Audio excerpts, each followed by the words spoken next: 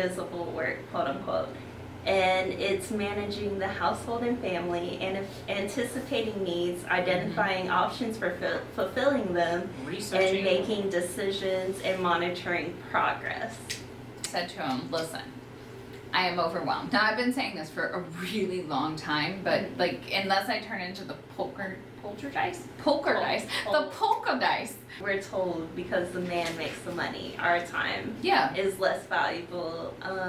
So we have to do a lot of the mental load as women. Like, it's a lot of emotional work. Like, you came home, but so did I. And so why aren't, like, we need to share an emotional, like, our kids are human beings and they need emotional stuff. Right. As a man, I think for the longest time, I mean, you're just designed to be a blunt object. And that's what you're designed to do. All right. Yes. It's been a long week, you guys. It has. Oh, really? It really has. It's only the second week of January. January, though, I realized, and I just had to tell myself after this long ass week and looking crazy as hell, and got another long week in front of me. I said, January is always the worst. You hate January and March. January and March are the most f***ed up months for you every year. So you just have to focus, know they're going to be effed up, and like try to stay as in as possible. That's all we can do. Yeah, but that's not what happened. And like, so it doesn't look good. I need prayers, please, y'all. Send good thoughts. Send good vibes, something. Good vibes. Because I need the universe to take a pill. Yes. I'm Esther. I'm Rachel. I'm Theon, by the way. Yes. Yeah. And this week is Respectfully our discussion podcast. Which I am super, uber excited about. Yes. So we watched the Fair Play documentary, which you can watch on most streaming sites. YouTube has it.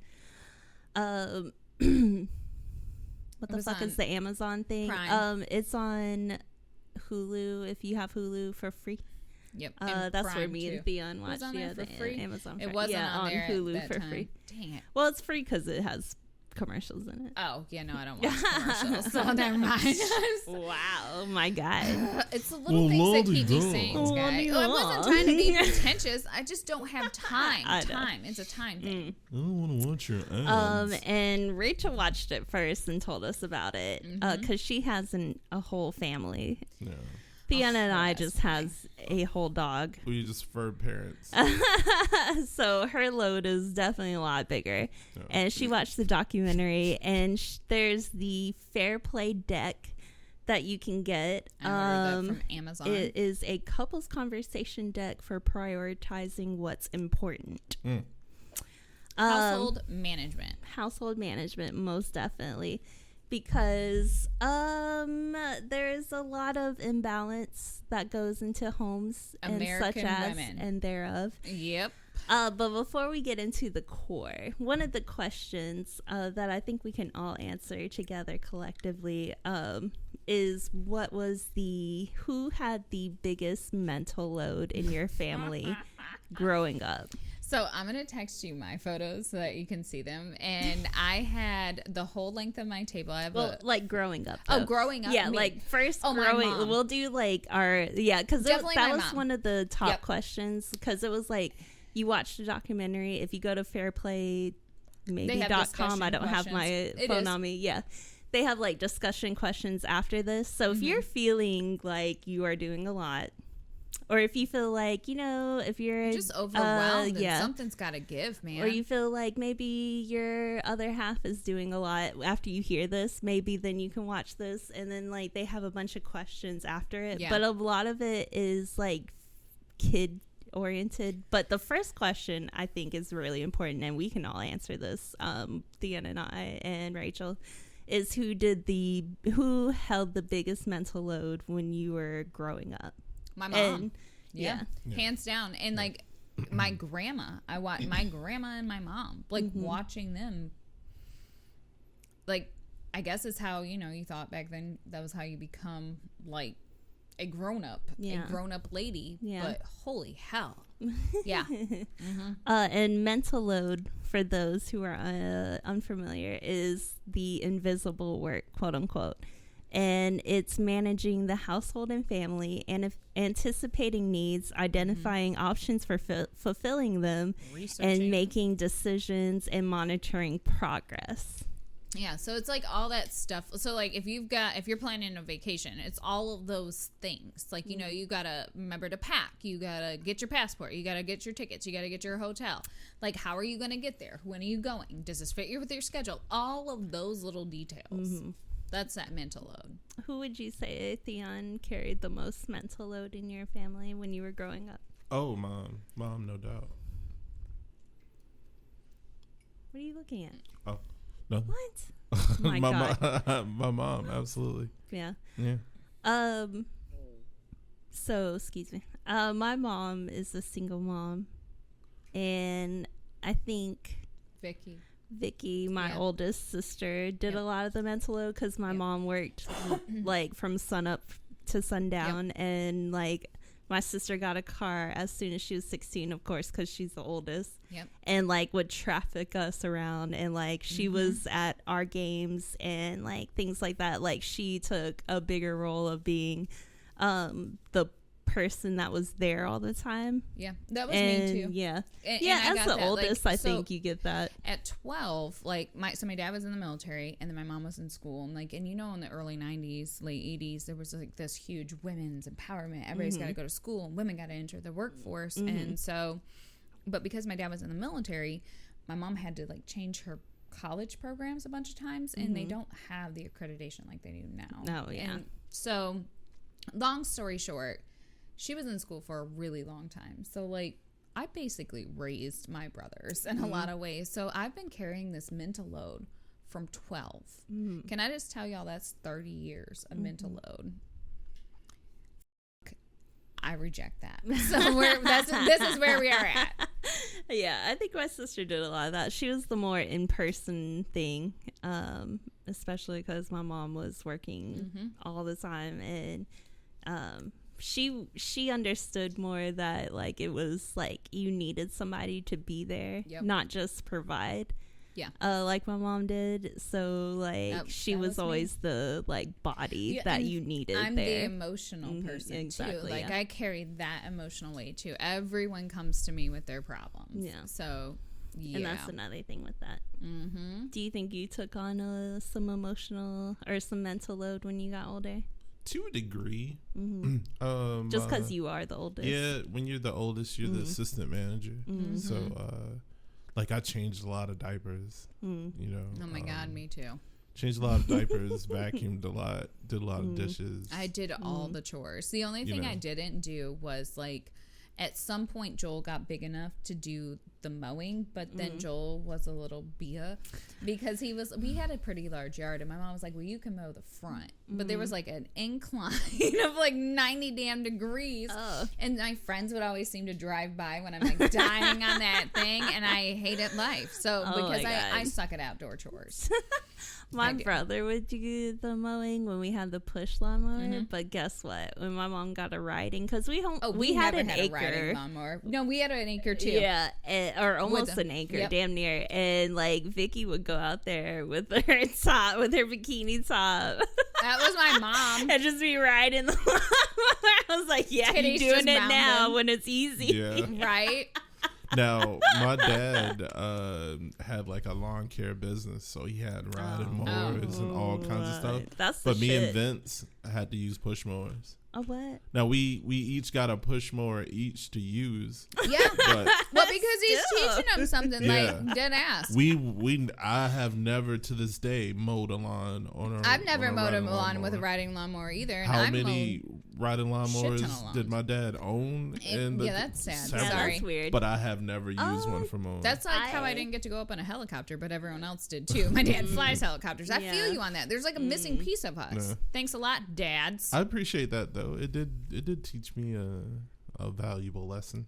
I think I learned one too because my dad's crashed a few times. It's probably for the best. Oh my God, yeah. Because Murphy's Law is my me. God. I'm walking Murphy's Law. So, with the fair play cards, each family member gets to say who does what in their own opinion. Yeah. And I think Rachel's is the most... You guys, that was a hard day. Yeah. When we did ours. Yeah. So I sat all the kids down and Nate, and I said to him, listen, I am overwhelmed. Now, I've been saying this for a really long time, but like, unless I turn into the poltergeist? The polka dice. Yep. Poltergeist. Nope. I'm There's calling a it T. the polka dice Okay. now. Because I ate all that. Polka. See, and that's the other thing. Like, I think they're killing my brain. Like, I keep mispronouncing things. Like, I'm overwhelmed. I'm tired. Like, that is one of the I have this brain fog. All of these things. So, I'm like, enough is enough. What's your mom's excuse? Because both y'all do not know how to pronounce I don't know. And what I'm afraid of is what if it's hereditary? Oh. God. Dear God. Because if she wasn't this bad at my age, so like I'm just gonna be mumble mouth when I like am 52. There's a this is a limited series then, is what you guys need to know. You're listening to limited series. So anyway, what was happening? What were we talking about? Sorry. The cards. Okay, so I sit them all down and I explain to them, all right, this, I want you guys to be honest. I like here, and I let them pick out photos. So we kind of did ours funny. So each person had a photo to identify their pile because there's 5 people in my family. Holy hell. And I was like, if it doesn't apply, put it off to the side. So holiday cards was the one that everyone was like, does that anymore? Some people, I like getting them though. Like some of my friends do. And it's always nice to see a snapshot of their family. I want to bring back a holiday newsletter. Or start one, because it would just be filled with the bullshit. It back. Wait, yeah, where did it? Yeah, I think it died in the 90s, or like people in church. My grandparents. Listen, you guys. I grew up, and I would remember going to my grandparents' house, and like this is one of my favorite memories. And my grandma would put all the cards, and she used to get a lot of them because grandma was a good church lady. And they lived in a small town, and that's how people brag.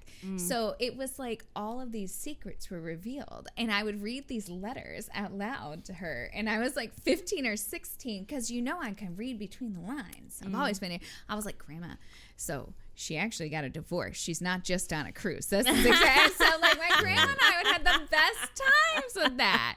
And I just think that there are people out there like me who would really appreciate that. Okay, well, I'm sorry. It's okay. I'm going to write my own My newsletter. sister used to do greeting and seasonal cards. See? I think Vicky and I need to hang out. Probably. No, because I think it'll just be a bitch session. But anyway, so I line my kids up and we all make them do it. So the overwhelming response was clearly I had more cards than everyone in the pile. But another thing that we noticed was there was one person in the household who had 0 cards. Does anyone want to take a guess at who that was? Your youngest. Viv. It As sure it was. should be, right? No. Vivica is so we've had to crack down on that. That's been a very big challenge for her because, well, Viv's been doing nothing for almost 13 years. So now we have to retrain this behavior. I think every family, the baby. Yeah, the baby just gets away with 100%. it. It does. Because you're so burnt out and it's like everyone you get a little less and towards the end you're like, just... Listen, we don't play in the street. We don't get in cars like with people who offer us candy. Like if you see a white van creeping, run. Like run the fuck away. Like don't do dumb shit. We don't send nudes. Like you're not a child like predator. Like come on. And then we're just like get the fuck out of here. But well, that's me. But that's battle. So it is what it is. But anyway, but then they're like tied to your titty because they have anxiety because they're kids of this world. And you can't ground them because then they're still there, so you have to like just ground them outside. That's what I'm doing now. So what did everybody think about you have like everybody agreed that you had the biggest? They did. That doesn't mean that they want it to change it. Like I'm just going to be completely transparent. This is not an easy process. Especially, I mean, maybe for some couples it is, and maybe for some families it is. Well, God bless you and your happy non-dysfunctional family, or only partially dysfunctional. We're pretty effed up over here. So we got a lot of stuff. And so it's really, I like had to change the wording. I said, listen, I'm empowering you. Like I've held these cards for so long for your safety, for whatever. Sometimes I lied a little bit about it because everything goes down better with a spoonful of sugar, right? So, when like really I wanted to be like, you guys are dumb as shit. Like I can't do this like sometimes, but that's not what I said.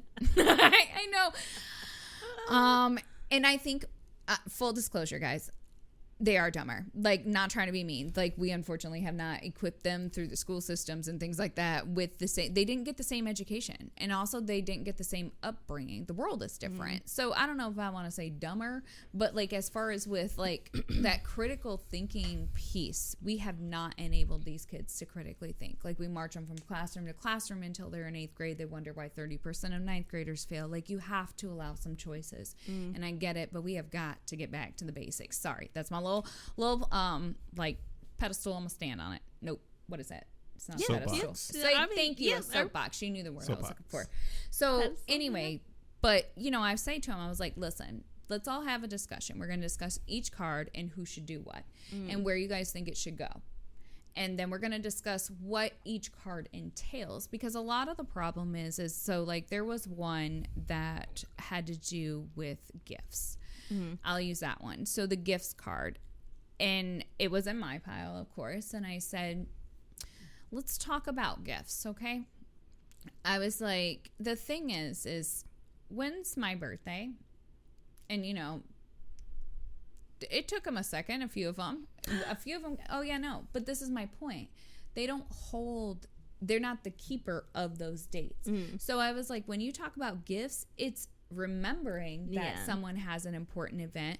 It's then making sure others are aware of it. It's planning to get the gift. What is the gift? And then making sure it actually gets delivered. I was like, so, you know, if I have to do 4 out of the 5 or 6 steps, you guys aren't owning it. And that's what I had to explain. Like, you have to own it from start to finish. And this is a planning piece. So it's been rocky because it's sad to see, but they really don't know how to plan. It's like they don't understand what they should do next. And I'll be honest, I'm like giving them back the power, and it's almost like they're afraid of it. And so I know that might be my family thing. We've got some of our own dynamics, but I'm hearing it from other people too. I mean, on the documentary, I think it's so because it's what you grow up with, right? So you are if you're not like you're accustomed to your mom or dad buying gifts for other people and stuff. When you go to birthday parties, you're not even there to pick out a gift or anything like that. Right. They just buy it and say here and f*** off. Then like when you're getting older, you're just expecting your mom or dad to keep buying or and we typically deliver on that. But I think, and I'll just say this, like American women in particular, we look at just the way our society is set up with our infrastructure of work and how we are one of 2 countries that doesn't have paid maternal leave. Like just like saying that out loud. Hey, we're America. We're big, bad, and smarter than everyone. But actually, we really don't give a about more than 50% of our population. Oh, sure. Word. So, sorry. No. I think I do. I do have hold on, because I do have a thing on that. Okay. So yeah, there were some stats in there. Yeah. Well, and then I just looked it up for it because it came out like 2019 or something. Like a little bit. Yeah. So 2021.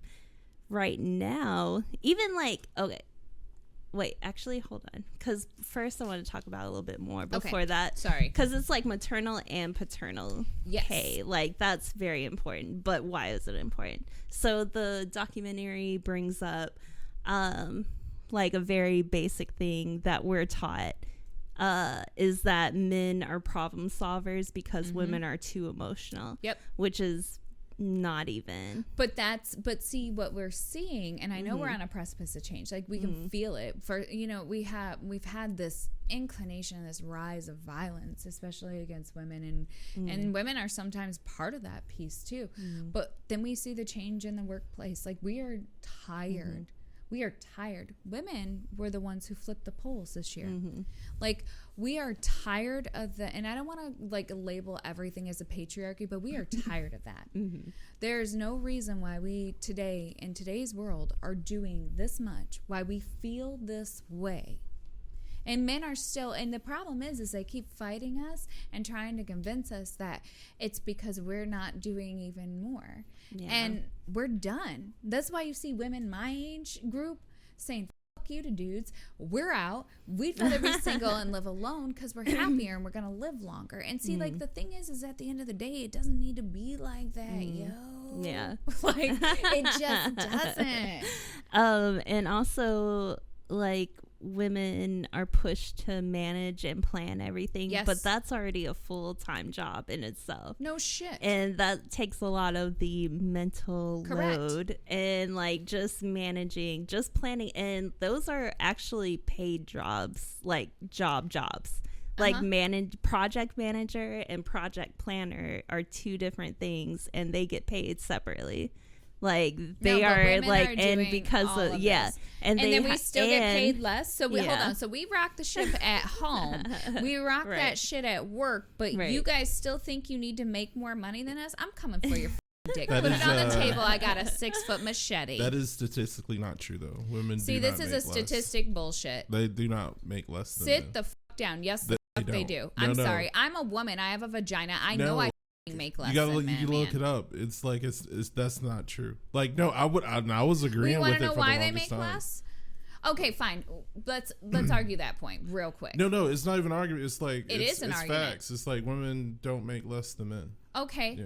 Who made that study? Because I'm not trying to be funny, but if you look across CEO boards, how many women are there? But we're only in like C-suites, but like across the board, and like in all of the workforce, women do not make less than men. But the C-suites are what sets the fucking precedent. So if that's the expectation up at the top, how the do you think that really trickles down through the bottom, Theon? Like, I'm not trying to be like, I want to reach across and kind of choke you because I know you're smarter than this. Like, you have to know. It's like, I don't give a what that. We're only talking about one, but we're only talking about one section of the workforce. The section that controls the rest of the workforce. Yeah, but like, if the head is up, you don't think the body? Oh, I mean, what? Oh, it's just a butterface situation? Is that what we have? No. It's just like that. Yeah, that's just. It's not. It's not a true statement that women make less. That's all I'm trying to. I would like to make sure that it is designated at the bottom of this video, Esther, that it says Theon is absolutely wrong. No, like, but if we're talking about CEOs, that's a small number of people. No. It's like it's look it up. It's please do not take my word for it. Oh, I'm not. But like if you look at that section of the population that are CEOs and the high positions of power, that's just a small number of people. Period. That's not a lot of people. That's a very small group of people that are in those very high seats. But women make up 50% of the fucking workforce, Theon. So, like, riddle me fucking that. But I mean, it's not. But it's not equal in all facets of. So, if women have to be represented 50% in every job, 98% of bricklayers are men. Like, what should that be? 50% of bricklayers being women? I don't give a shit. If a woman wants to lay some bricks, she can lay some bricks. 90% of plumbers are men. Should that be 50% of plumbers being women? It's just like the thing is I'm not saying it like that. I'm saying when you look at total workforce numbers across the board, 50% of the workforce is women. A little bit over, like actually, especially in the 2020 census that I was looking at, that women are more in the workforce. It's not just like a specific job title. But no, those numbers get skewed when we start talking about specific job titles. I hear that, but I'm also saying to you, like, are their job tasks the same too? Because what we're saying is like, you're going home, like, you're still making more money at the end of the day because you still got less bullshit to deal with. Like, we're going home, we're working 2 full-time jobs, basically, and yet, hey, we're still paid this much in the workforce, yay. But, like, we ain't got nothing else to give. No. So if women got paid less, then why wouldn't you just only hire women so that you can pay them less? Maybe that's why we have more than 50% represented in the workforce. It's like no company would hire men. Because unfortunately, men still have American men have this pride and this ego bullshit. Like, but if you could do the same job and you can do it as good or better and do it for less, but I'm not doing why it for would less. And that's what we're finding with those jobs that used to be occupied by like minorities and people with lower education. Illegal immigrants take those jobs because they can do them just as good, if not better, and they do them for less. So if I'm running a farm and there's a crop of a workforce that will do a job that I used to have to pay $1 for, but they'll do it for 50 cents, I'm only going to hire those people that'll do it for 50 cents. And if women got paid less across the board, then why wouldn't a company just hire only women? That's not part of the documentary. No, it's not. We're gonna table that one. I it's don't know, an inaccurate statement that women get paid. I cannot refute that. And whatever, but whatever. Okay, that's not in the documentary. It's one of those things that sounds nice, and like people champion. It's not. But it's not true. It's not in the documentary. So anyways, women spend more time with the kids Monday through Friday. Fathers on the weekends come home, and it's more of a activity based thing. Like they take the kids out and they play with them and stuff like that. But they Monday do what through they Friday, want. the feeding, the bathing, the homework, and things like that.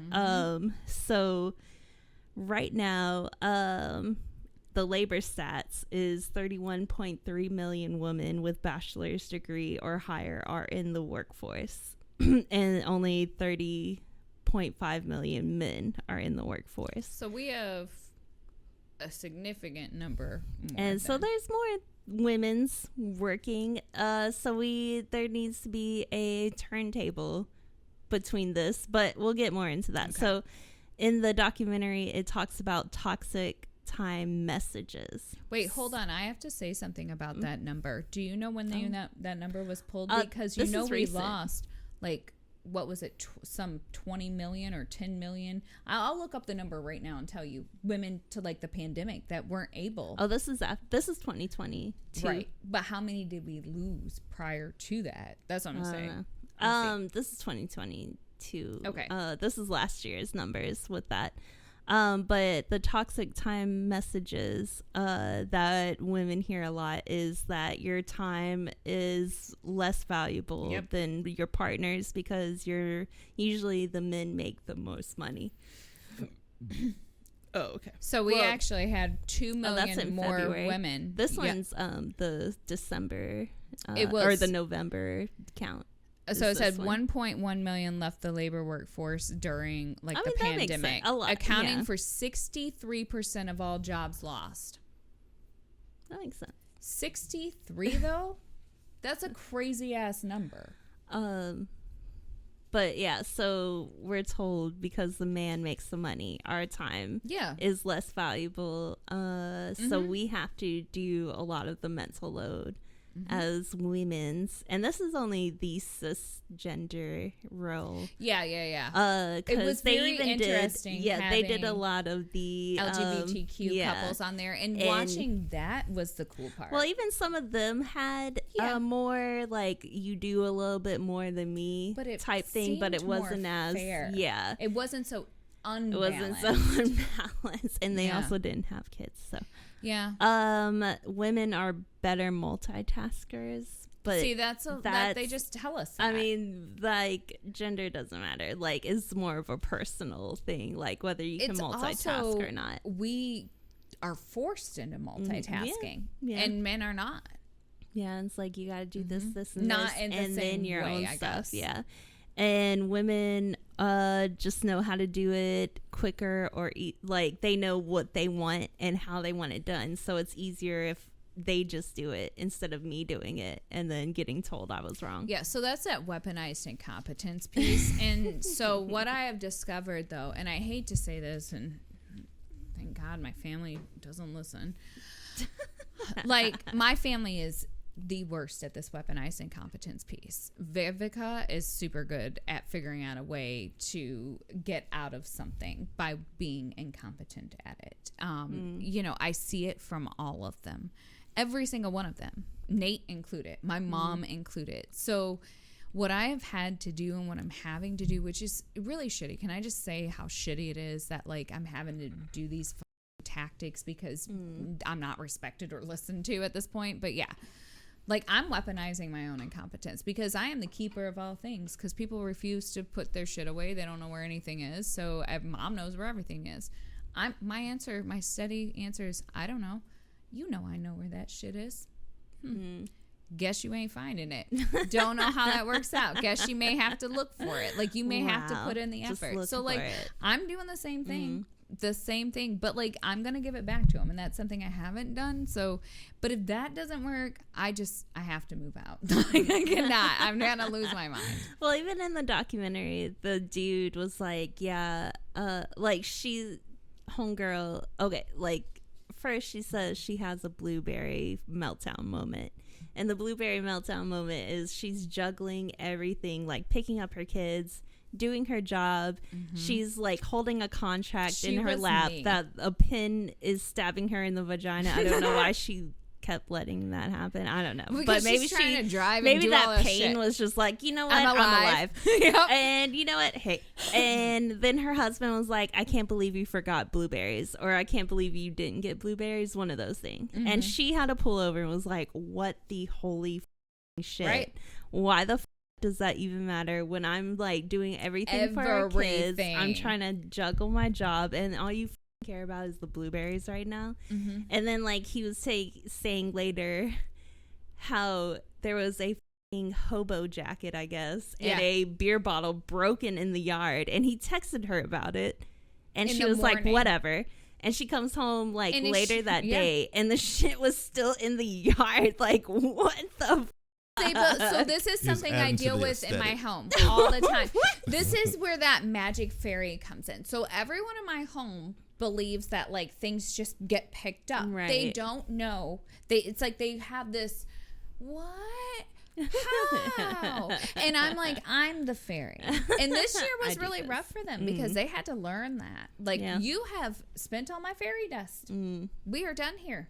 Which is true. I mean, and a lot of the men in the documentary, like, a lot of it, because me and Theon talked about it, a lot of it is the emotional work that men don't realize, because when those men, and they're a lot older than Theon. Well, they're in that like 35 to 55 age and bracket. Like what their dad did was literally they came home and their dad maybe said hey or something. There was maybe no expectation. Ate with the family. Maybe he watched sat down, TV with the family. Maybe and watched TV and read the news. And he could care less. Or he came home, said hey, and went to his room and did work or studied or whatever, and without the family, and the woman had to do everything. And like a lot of the women are finding out like it's a lot of emotional work. Like, you came home, but so did I. And so why aren't, like, we need to share an emotional, like,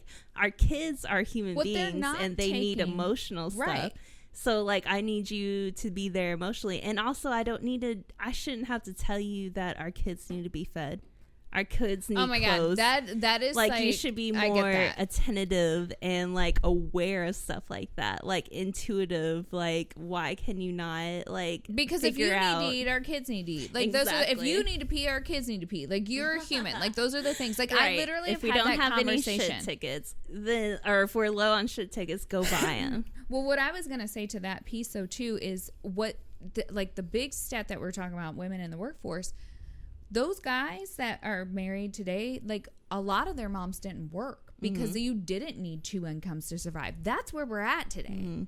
So like that changes the game. Maybe the women back then were still frustrated, I'm sure, but the mental load felt manageable because they weren't expected to carry a mental load at work and at home and basically work two full-time jobs. Yeah, I think marriage as we know it was not designed to have a woman working. Like, it just wasn't. Of course not. Marriage was designed by a man. So it's like marriage is good for you guys. It's awful for us. Yeah, like my grandparents on my mom's side. From a health perspective. They had 10 kids. And my grandmother never worked a job in her life. Well, because your grandpa kept her knocked up. It was like she never had a job. Like she never punched anyone's clock. And oh no, she punched 10 plus clocks. And then it's like not cocks. But like I'm saying, like she never had to go get a job is what I'm saying. So like one cock. My granddad came from a time where like as a man, like your only job was to provide. Right. And be that blunt object. So if somebody breaks in, you gotta go deal with that. Right. Or security if, like, and providing. Those are the two things. Yeah. And if you were to ask my grandma, did she have a good marriage, she'd probably tell you absolutely. Because that's exactly a good marriage equated was to. Expected for both of them. And I think the biggest thing that this whole thing sort of neglects is that emotional awareness is important for all of this, and it's hands down. And there's no amount of cards or Excel spreadsheets can make someone that grew up without an emotional intelligence or how to access those emotions. No amount of cards or anything could ever fix that. The part in the documentary that was like super powerful is that one relationship where at the end of it the guy's talking about it and he starts crying. Yeah, you can tell by like because he was a shit in the beginning. Like you saw all of those exact behaviors we all saw, and that might have been the only time she had ever seen him cry. Correct. And like also he said it too, like he was doing what his dad did. Yeah. And that was the exception. Yeah. And men were praised for men are praised even to this day for spending time with their families, for taking their kids out and things like that. And like he was doing what his dad did, and he thought that was okay. Yeah. Because his mom maybe behind closed doors said something, but maybe not. But that was like the exception. But that's that American patriarchy, and that's the problem. Like if we have to address that men have feelings, that there are different expectations, that it's changing, because like you see the biggest proponents for the patriarchy are typically ones where it's 100% a benefit to them. They don't care about those other pieces, but like the reality is men have feelings too.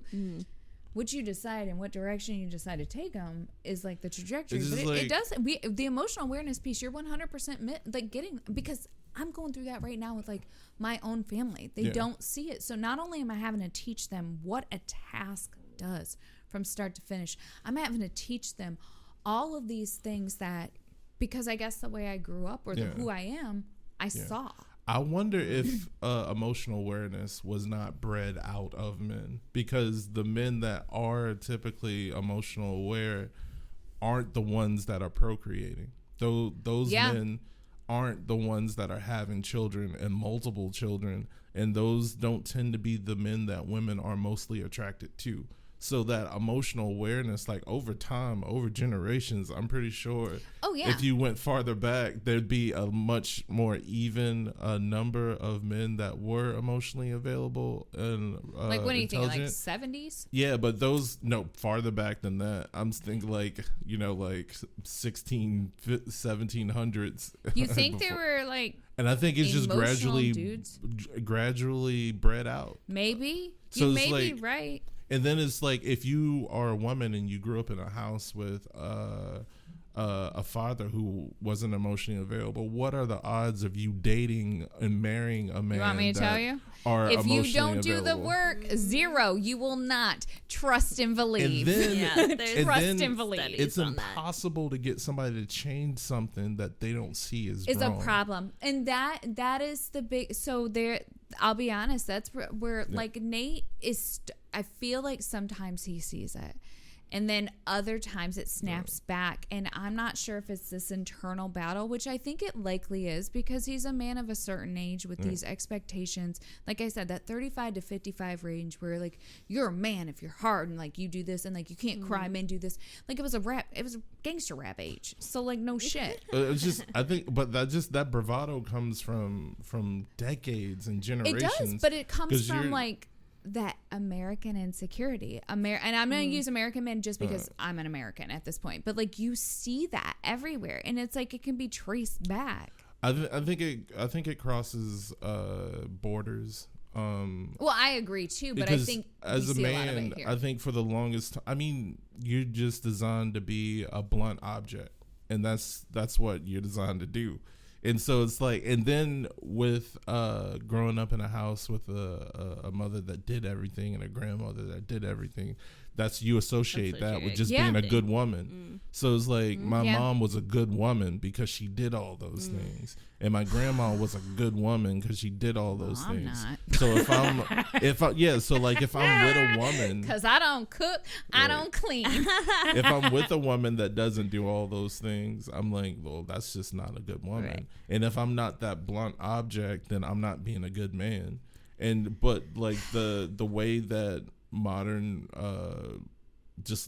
life is set up, that's inappropriate. Well, it's unattainable almost. Like it's if you don't have this conversation about this division of labor, if you don't have these emotional pieces, these conversations, like this will be your life. If you have a vagina, you will be overwhelmed, and as a man, you will be missing a mark, and your wife will get resentful. And once resentment and contempt sets into your relationship, man, those are like the killers of marriage. Yeah. So do yourself a favor. And that's what that dude said. A lot of the men's were getting divorces and stuff, but a lot of it also has to do not just like our archaic views of like female male roles, but also what we're given through the job, through our the U.S. economy and stuff like that. What we're 100%. Told, because as we're entering the workforce, women mainly have to take FMLA, and it's unpaid.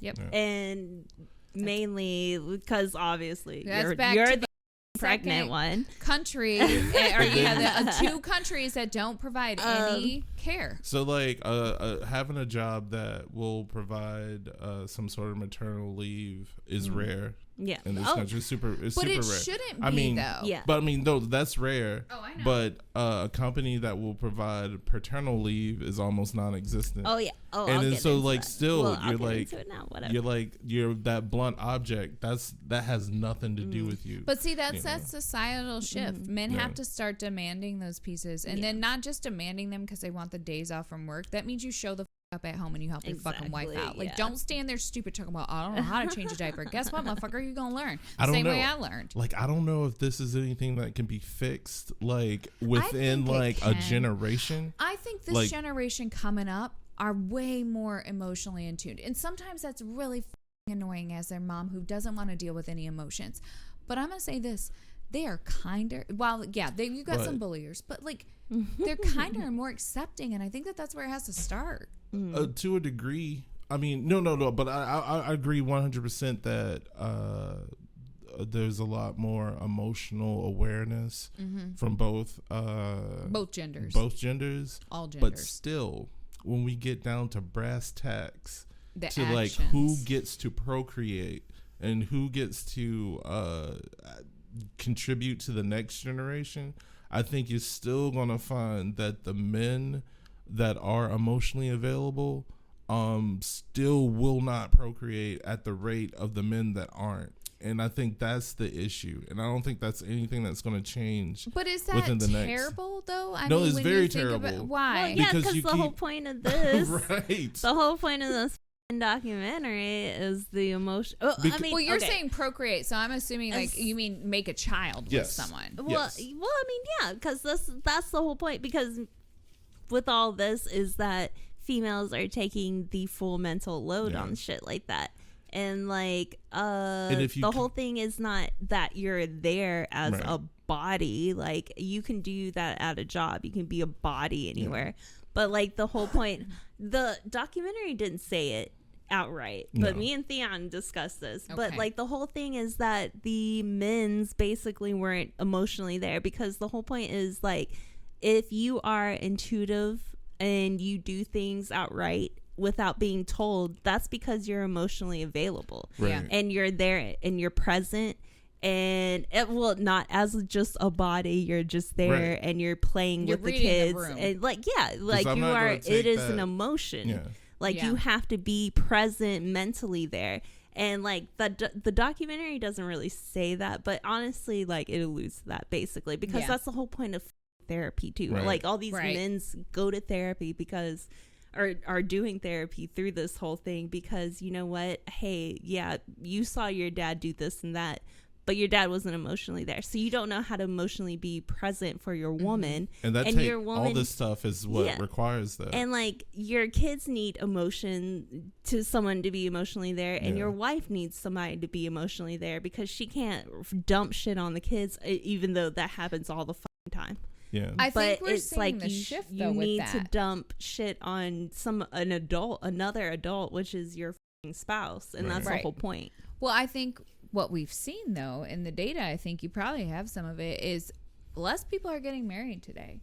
More people are staying into like, and especially in like, not trying to be funny, but like you asked, like look at the LGBTQ data too. We have more and more people who are identifying as LGBTQ. So like, what does that look like? I don't know if that's a heterosexual issue. So it's like with I don't either. With the two couples that they showed, well, there was 3 couples that they showed that were same-sex couples. I'm willing to bet. The person that neglects the emotional load is the person in the relationship that is the most emotionally distant. And because they probably grew up in some sort of situation where that happened, where it's like all their emotions are cut off. Because I rub Esther's feet every night, not because of like because she told me to do it, because you want to, because I know that she probably needs it. You know, and that's an emotional awareness that this is yet again where and if I'm dealing with like depression, I'm not even thinking about that because I can't think about her emotions. Right, but you can't even admit that you were dealing, like a man can't even, I'm going to use American men. American men have a really hard time admitting that they're dealing with depression because of the stigma that our society puts around mental health in men. So like we want men to get all this mental health, but then at the same token, we're on Facebook and social media and TikTok and shit roasting a dude for having an emotional outburst. And so like that's the shit that has to change. When people stop looking at like men's emotional outbursts as funny and more like really what's happening, like I'm going to use Yeezy as an example. He needs help, like dead serious, like and I don't think it's funny. I don't think like reporting on him and doing all this stuff like they're part of the problem.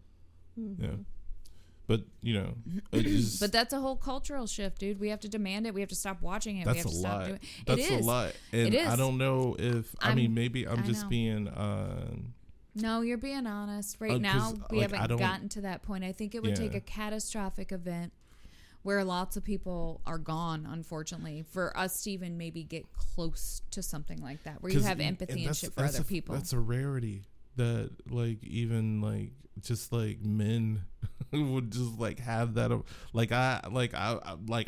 I suffer from like being emotionally distant on a lot of things, and I know that I do. But I know that like I'm more emotionally aware than like say my brother. Like my brother is like the class A, you know, just the blunt object, and I know that that's not going to change anytime soon. And I know that the next generation of men that come out might be a little better, but for the most part, because you're nailing why we as women feel f***ing hopeless. They come from, but I think women have all the control in this situation. But and let me tell you why.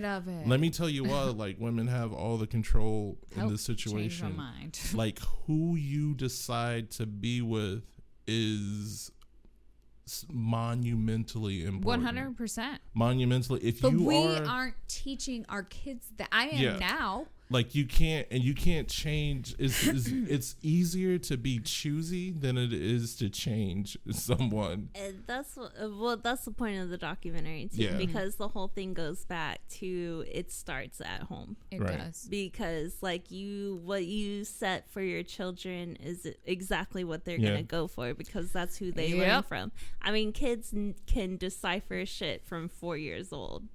Yeah, from 3 to 4 years old, like they can decipher who's the head of stuff. Just like well, I don't want to say just like animals, but just like animals, they know who the alpha is, who to take charge from. Yeah, that's survival. It is. Who does this? Who does that? Who do I need to ask for this certain thing? And who does this? So, I mean, like, kids know that. Imagine what the world would look like, though, for real. Not trying to be funny. If we take I'm going to use those 2-parent homes that we have that piece in. And if, like, everybody took the equal load, like, these kids would grow up knowing that they have 2 supportive parents, not just one sometimes. And that is a damn game changer. Yeah.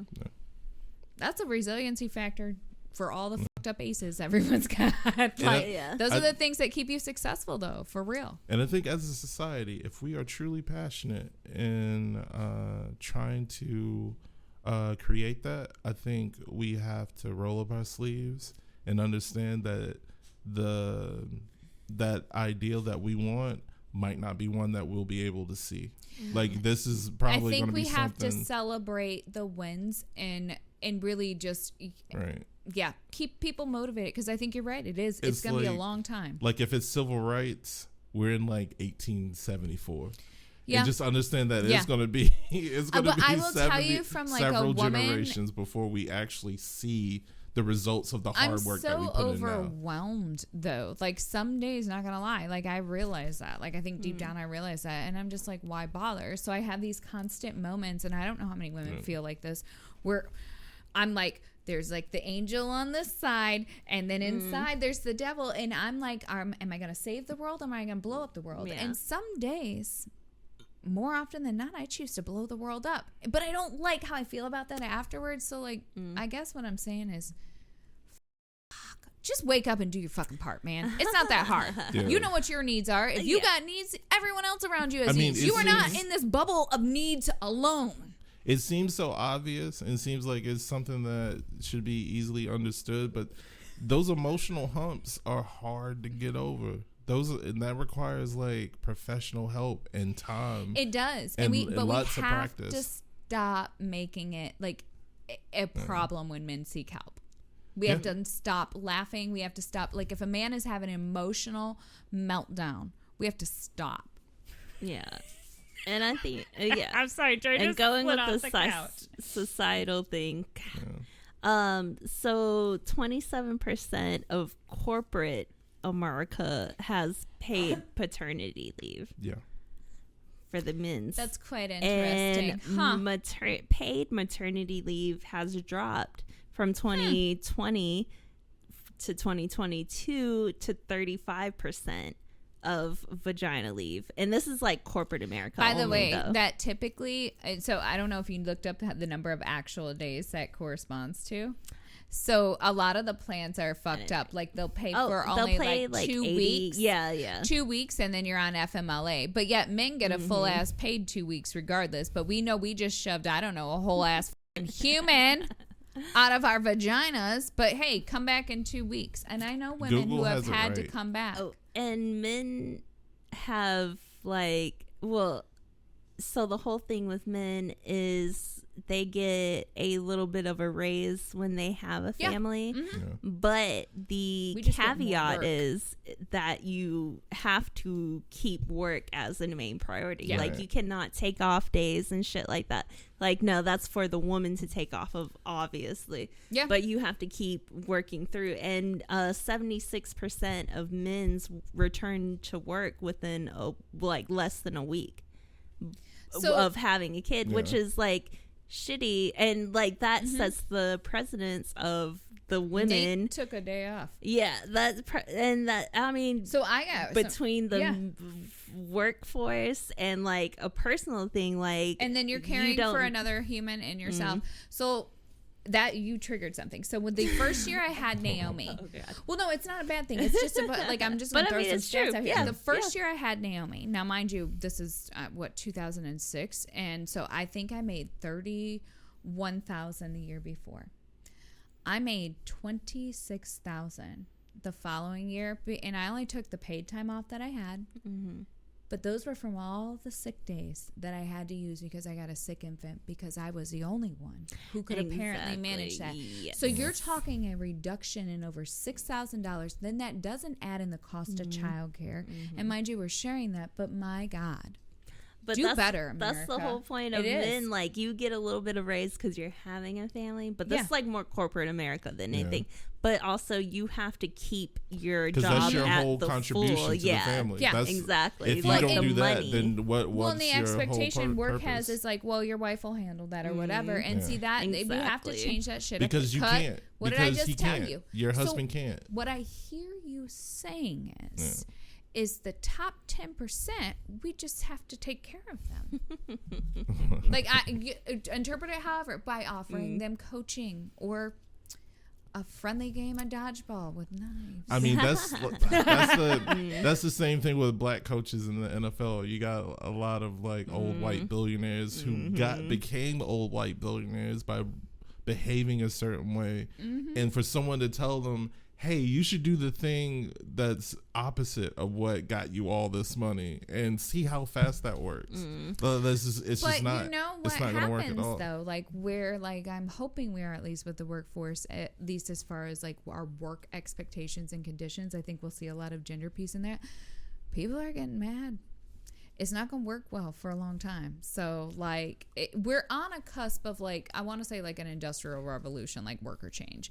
I just don't know what that's, but I'm hoping in those pieces we start to address some of these other pieces. I mean, I think you'll see a lot of that stuff change at the top. Women are the most educated subsection of the population. This is true. And with that, I mean, will come a lot more, but women have to support other women as well in order for things like that to happen. So, because women make billionaires. Women make billionaires yearly.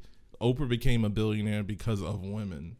And if women support other women, then women can be in those positions. Like nothing, like what would stop? Nothing. Like, why hasn't there been a female president? Unfortunately, like at the end of the day, like we're still, there's a whole thing of like, and I hate to just say it, but like control and a mental abuse in our society under a lot of pieces with like expectations. And so we have to change that. And it's learned at home. So we just have to get better at educating people about that. But first we have to stop playing around and teach these little kids how to read. So that's part of the problem. I think the patriarchy did that on purpose. I'm just letting you know. Reading's overrated. It is not overrated. You know that you know how to read well, and you're lying to people. See, this is the problem right there. You just spreading your lies and gaslighting young impressionables. Stay barefoot and pregnant. Treat your man right. Okay, so when I get up, I'm gonna punch Dan. Dan's not gonna be able to do anything. I'm gonna punch him in the wiener. You said you had to take time off for like when the kids were sick and appointments and stuff. Most of that relies on the women to make them. And we are also in a full-blown childcare crisis. Oh yeah. And if you had young kids, then you mother know. More women with young children under the age of 5 left the workforce than any other subsection in America. And during the pandemic, child care workers are the most underpaid. They are.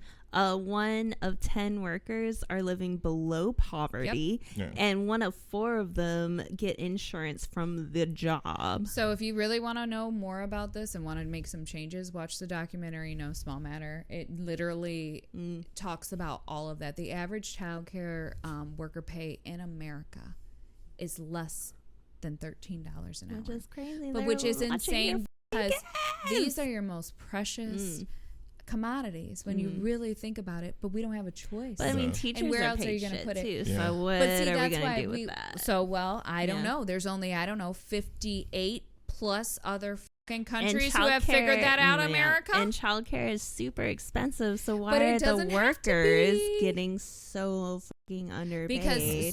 Because it's not subsidized at all. And I'll tell you another reason, because a lot of those childcare workers are women of color. Correct. Yeah. And they are underpaid, of course, workers, and they themselves have the least access to childcare. Yeah. Correct.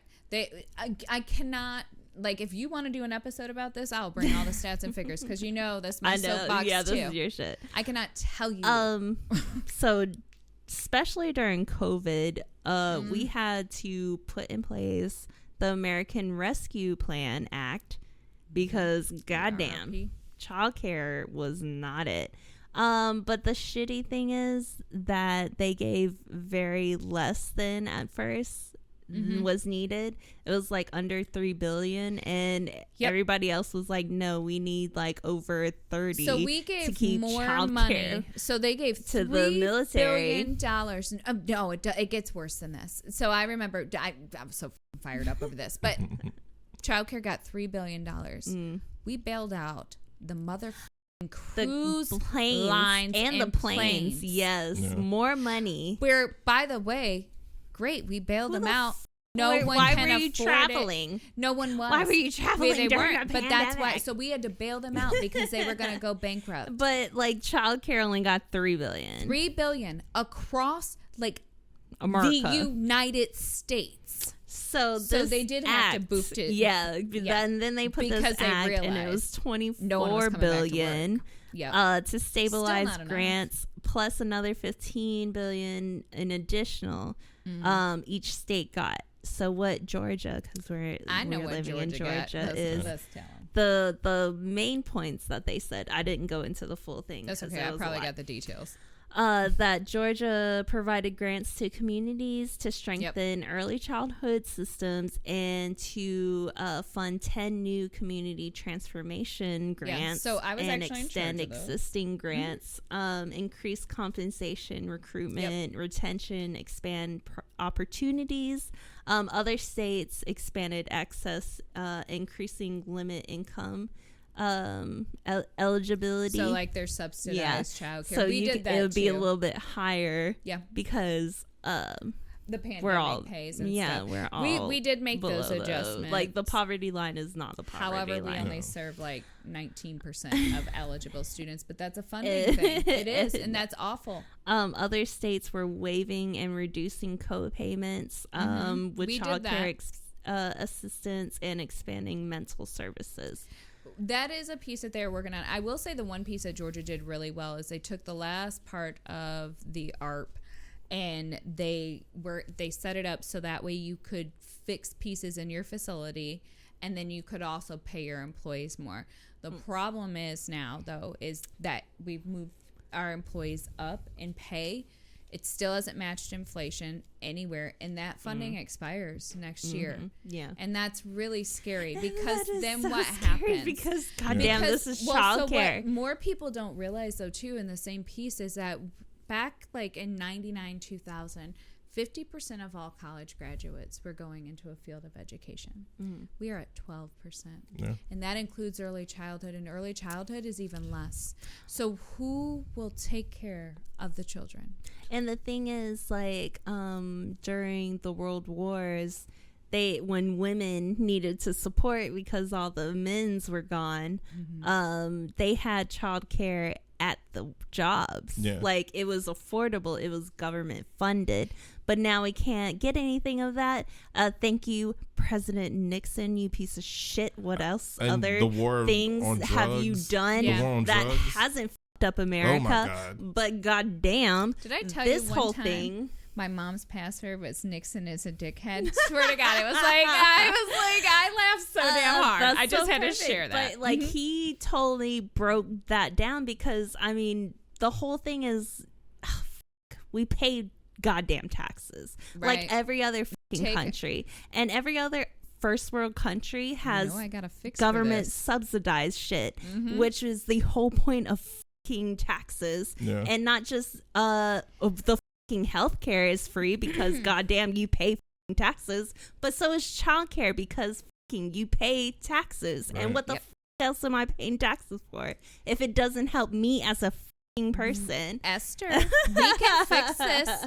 Do you know I don't want kids. I don't have any kids, but it's not my problem. No, so we set up our tax forms. So you have the opportunity. We can to go exempt. Trump.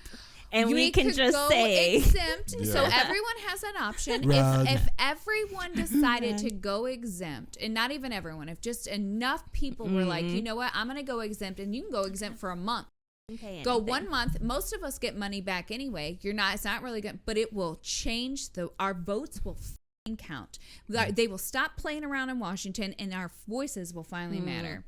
But you know what? Americans in general, good luck. There's a handful of us who are brave motherfuckers. and I'll fight the good fight, but the rest of you guys are a bunch of little coward bitches. And I think Esther kind of that's emotional awareness right there. She kind of scratched at it a little bit, and this is what I gathered at the end of the documentary, and it's that if you can help it, do not have kids. Please don't. Just don't have kids if you can help it. I understand. Do you realize how sad that is, though, in general, for a future? Like, really. Just, like, children, like, please. We believe the children are our future. No. Oh, yes, I did. I did, but they really are, though. I mean, no. I mean, by default, they're our future. Well, I'm sorry, you're going to raise Andre and he's going to press fucking buttons and do the shit that I need him to do? No, I'm just saying, like, yeah, they're the future, but that's because they gotta be. Like, I'm not liking the future. I think you shouldn't be forced into it. I agree with that. Because a lot of it is the emotional work. If you feel your partner is, like, without kids, because a lot of people, I don't even want to say back then, but a lot of people are like, let's have kids within the first year we're married. Let's do this, let's do this, let's do this. And you don't even really know your partner. So if your partner can't uphold you without kids, guess what? They're not going to uphold you with kids. It's going to be worse with kids. So if you don't know who you're marrying, who you're having kids with, like, guess what? Right. We got to do better, though. Like, but really, you know where that comes from?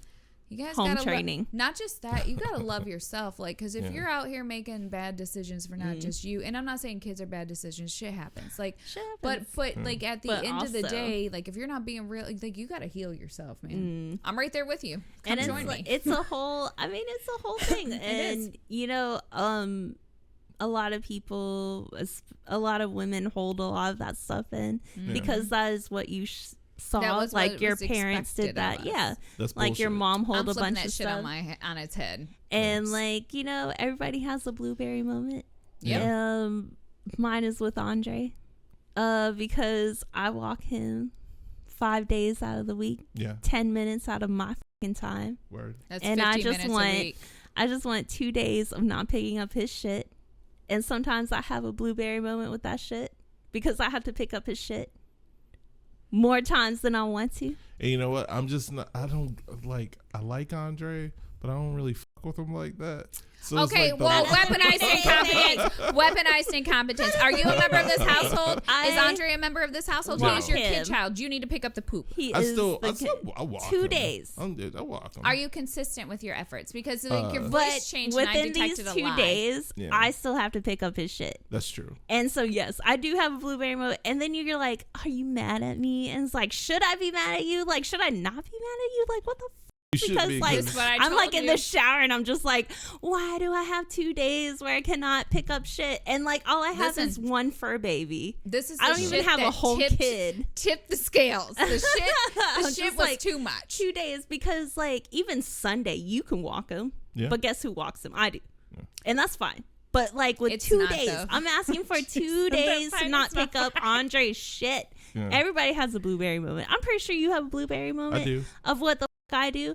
I mean, what? I mean, like I'm here for these because I never see this. So like normally it's me around. So please keep going. But like you know what's gonna happen? A solid 5 days, 10 minutes out of my 5 days, and like 3 of those are working.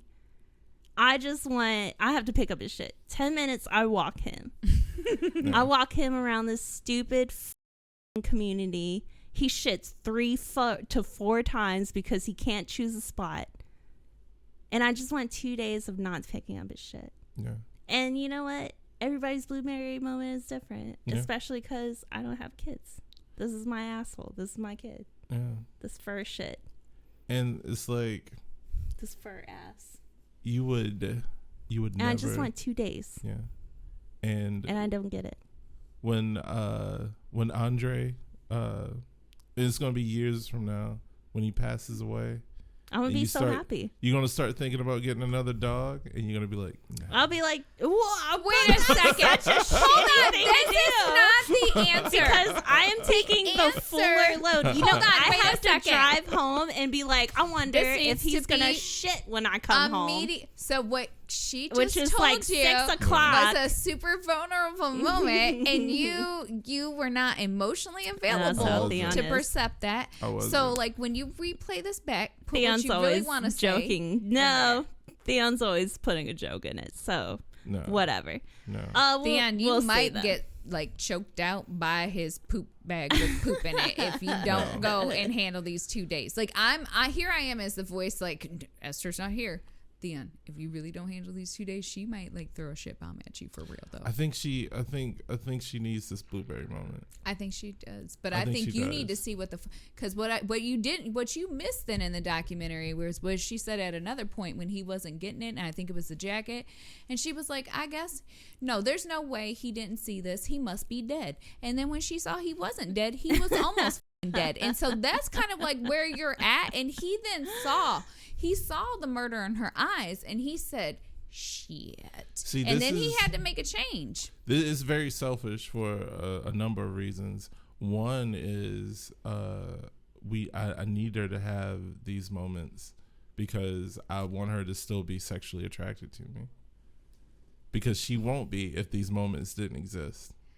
Do you know that you might actually be missing out on the most amazing sex of your life if you actually walk this dog and handle the... No, I'm dead serious. Because I'm going to tell you right now, when my people in my house take a mental load off from my thing, like, I'm going to lock Nate in the bathroom. You just said it. But if I'm telling you, a mental load off, so that mental load had to exist prior. We need to just... If you did not have that mental load, there's nothing to celebrate. America.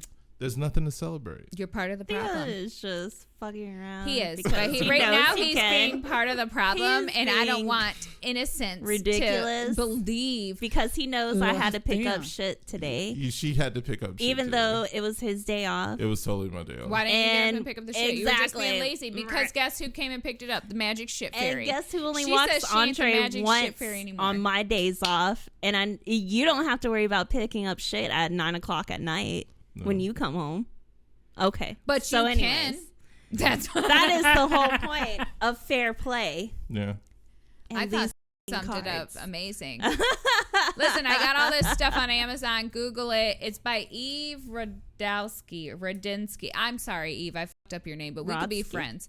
Yeah. She's got a few other books. There's a book that goes along with it where that was the book. The book has more stuff from the documentary. Mm-hmm. But yeah, so yeah, let us know what your mental load is at home, and if you feel like it is more than your spouse's.